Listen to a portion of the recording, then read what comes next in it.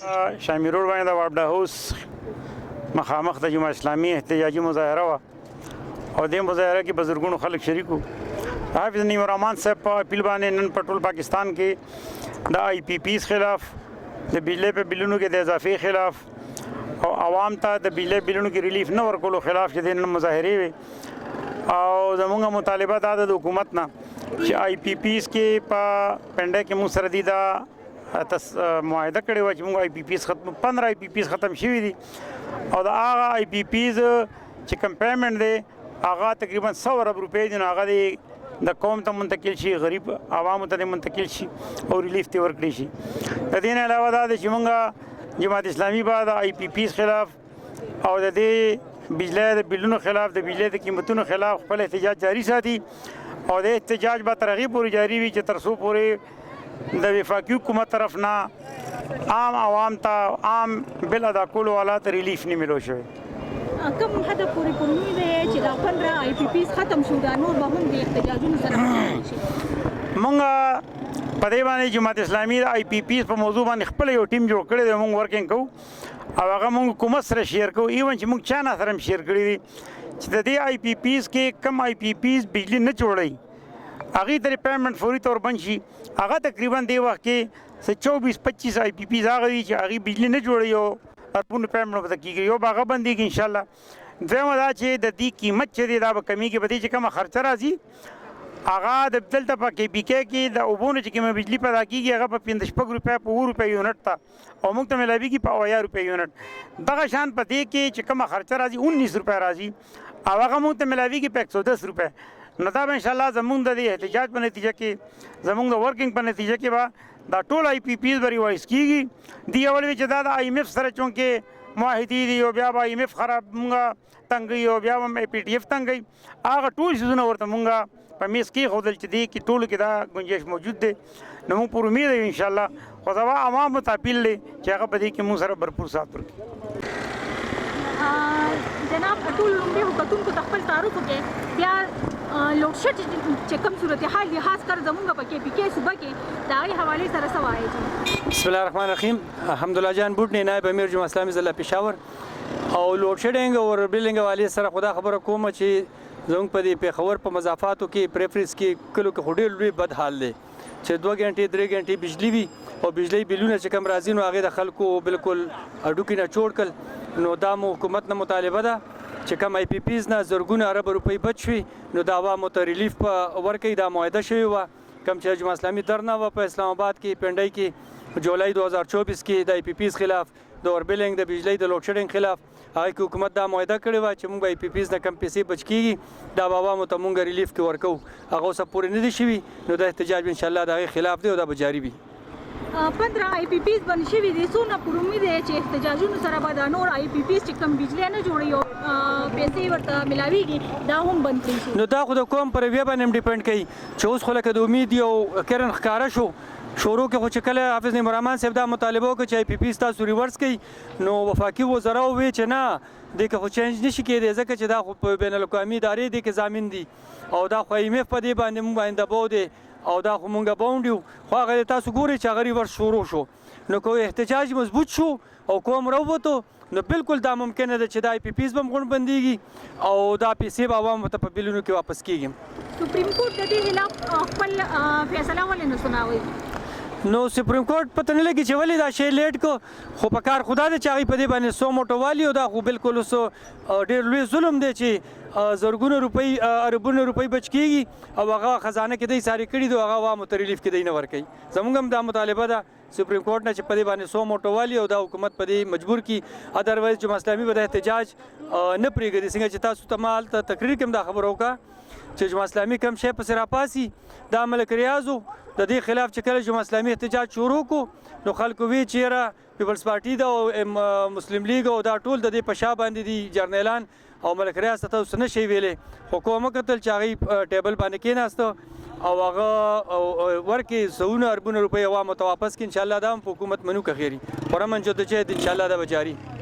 نن چې دا کوم آی پی پیز خلاف تاسو احتجاج کړی د دې حوالې سره عوامو بس عوامو له دغه پیغام دی چې عوام ډېر پریشانه دي د هر طرف نه ګرانی ده او یو غم پریشانی جوړه شوې ده، تکلیف دی. نو د ګرانۍ په باره کې دا حالات دي چې د بجلی هم دغه پوزیشن دی. ملکی بجلی نشته، کاروبار نشته، روزګارونه بند دي، تاجر خراب دي، دکانداران خراب دي، غریب سړی در په در دی.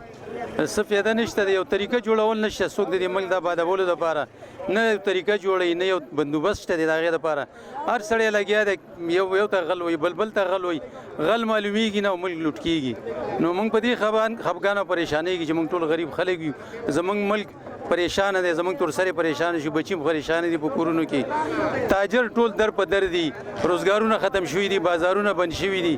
نو د پاسه پې د دې یو ظلم هم انتخاب شروع ده. دغه ظلمونه هم کېږي د ګرانۍ دپاره. دوی نه معلومات دا پکار دا پیسې کوم طرف ته ځي او دا آباد ملک ولې برباد شو، د دې وجه څه ده او د دې څه معلومات دي چې ټیکېدو څه امکان شته یا نشته دی. نو دې قوم ته دې کې ښه خلک پوهه خلک شته، ایمانداره شته، ایمانداره دینداره شته، هغه خلک دې رامخکې کړي د ملک د جوړولو یو بندوبست، یو طریقه دې جوړه کړي. نو دې دپاره دا جمعیت اسلامي هم یو جدوجهد شروع کړی دی چې دا ظلم یا ظالمان دا ونیولی شي، راټینګ شي، چاله چې سزا ورکړي شي، غل له سزا ورکړي شي، ظالم له سزا ورکړي شي، او کوم حقدار خلک دي د ملک د جوړولو دپاره او ملک آبادی، هغه خلک دې منځ راولي او دا ملک دې آباد کړي. او که نه دی د ملک بربادول غواړي او د ملک د جوړولو څه بندوبست نشي، د احتجاج نن دې پارټۍ کړی دی، جمعیت اسلامي کړی دی، بیا به سبا نور راپاڅېږي، نور راپاڅېږي، احتجاج به کوي. او د ملک دپاره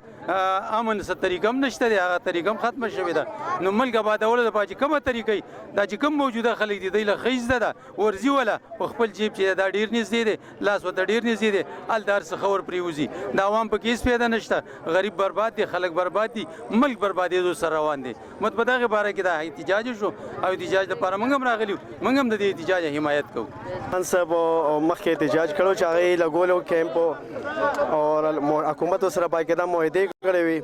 او هغه حکومت د هغه معاهدو نه باقاعده وروسته شولو. نو د هغې حوالې سره زموږ حافظ الرحمن صاحب باقاعده دوباره اعلان وکړو احتجاج حوالې سره. که حکومت زموږ دا مطالبې ونه منلې نو دوباره به حافظ الرحمن صاحب زموږ به دوباره اعلان کوي او مغه رنګ به احتجاج مونږ دوباره کوو. بیا په اسلام آباد کې څنګه چې زموږ مشرانو هغه وکړو په هغې په لبیک باندې انشاءالله مونږ جماعت اسلامي څونه ورکران دي انشاءالله په یو اواز به انشاءالله وځو او انشاءالله څنګه مشرانو ویلې که فار ایگزامپل زموږ حکومت زموږ د احتجاج له هغې ریکارډ نه کړل نو بیا به مشران چې څنګه مونږ ته وایي انشاءالله هغه به د خیره مونږ کوو. د خیره یو طرف ته چې وکتې شي نو دا بجلي او ګیس لوډ شیډینګ صرف په پښتونخوا کې ډېر زیات دی، حالانکه دا پیداوار هم زموږ صوبې دی، دا کوم طرف ته روان دي؟ دا پیداوار چې کوم زموږ د صوبې دی خو زموږ صوبې له زموږ حق نه راکوي مونږ. او وجه دا دی چې په وابټه هاوس کې او دغه رنګ په هر ځای کې ټول کرپشن بازان ګرم دی او په هر ځای کې کرپشن روان دی. که هغه حکومت دی، حکومت کې روان دی کرپشن. وختي زموږ بیرالله صاحب خبرو کړې، وزیر اعلی صاحب چې کوم رور دی لګیا دی پیسې لري، لګیا دی دغه رنګ کارونه کېږي، دغه رنګ د هغې د نو تنظیمونو کسان هم دغه رنګ لګیا دي په د عمران خان غم نه کوي، هغې خپل د جیبونو غم کوي. نو دغه رنګ په وابډا هاوس کې هم دغه رنګ زیات بیلونه راځي، غریب خلک تباه دي، بیلونه پې زیات دي. هغه خلکو نه تپوس وکړه چې یو ټایم روټۍ وي او یو ټایم نمایندګي ده او نه زموږ په پاکستان کې وفاق حکومت شته او نه په خیبر پښتونخوا کې شته او د ظلم نظام دی. نو د دې حوالې سره موږ د حکومت نه دا مطالبه کوو چې تاسو غټې غټې وعدې کړې وي چې د اسمان نه به ستوري راکوزو، تبدیلي به راځي، ښځه په وقف پاک کې خو غله دي، تاسو خو سم خلک یې، بجلي نشته، اوبه نشته، ګیس نشته. زه دا خپل علاقې ته بوځم او په دې لختو کې زما د پیدایش نه مخکې چې کوم پیپونه نن هم هغه پیپونه لګېدلي دي او ګنده اوبه د دې نیرونو اوبه موږ تاسو څکو. نو موږ د حکومت ته دا سوال کوو چې نه شي کولی پرېږدئ، ښه قیادت ته یې ورکوئ، منظم قیادت ته یې ورکوئ، جمعه اسلامي ته یې حواله کړئ. د الله په توفیق سره انشاءالله نظام به هم ټیکي، غلاګانې به هم نه وي، کرپشن به هم نه وي. او دا کومې مظاهرې چې موږ کوو او دا غریب خلک چې دلته راټول شوي نو دا خلک به انشاءالله چې کوم دی دا پریشانۍ سره دغه نه وي. نو ستاسو د چینل په وسادت الله دې تاسو سره مخ وکړي چې تاسو راشئ زموږ د اواز دی ظالمانو ته رسوئ. والسلام. څنګه د خیبر پښتونخوا کې حافظ نعیم الرحمن صاحب اعلان کړی و په ټول پاکستان کې او خیبر پښتونخوا کې د حافظ نعیم الرحمن صاحب په کال باندې د جماعت اسلامي یو احتجاج او د وابډا هاوس مخې ته مخه. نو دا د دې حوالې سره چې د بجلی کم د بیلونه دي اضافي بیلونه را لېږي، بجلی شته نه، لکه زه خپله پی کې 78 سره تعلق لرم او څنګه سربن سنګو دغه علاقې دي یقین زنګ ځان له یو فیډر منظور شوی دی کله تاسو ته دا سوم په دې یخنې موسم کې زنګ په 24 غنټو کې زنګ غنټه بجلی نه راځي د سکولو د اوبو د نظام درهم برهم دی د دې پورې چې د هغه ضرورتي ژوندۍ ته متاثر شوی دا داسې د ګیس حواله سره لکه د زنګ د صوبې چې کومه پیداوار دی هغه لکه سي د پیداوار زنګ د صوبې ډیر زیات دی قدرتي وسایلونه مالامال لکه نه خو لکه داسې چې دغه یو هغه نه اهله قیادت باندې مسلط دی نو دا مسلسل په باندې 15 کال روان دي زه خاص تور باندې د یوت لکم دغه میسج ورکول غواړم چې دې ځل د خدای د پاره او د خپل نوي د مستقبل لپاره روخانه مستقبل لپاره او د ملک حکومت د مستقبل لپاره او د دې ماشومان ګلونو ماشومان د خپل بچو مستقبل لپاره د جماعت اسلامي سپورټ کوي د جماعت اسلامي مټ جوړ شي یعنی همیشه لپاره بزنګ هم دغه حال به او دغه زما یو میسج ورکوړې غونډه کې او د وابډي والا خپل قبله درست کی کدرست نه کا نو څنګه زنګ بار الله سه بوویل چې ان شاء الله تعالی دې نه پس په بیا زنګ درنې دغه چالو کیږي بیا درنې د خبره زی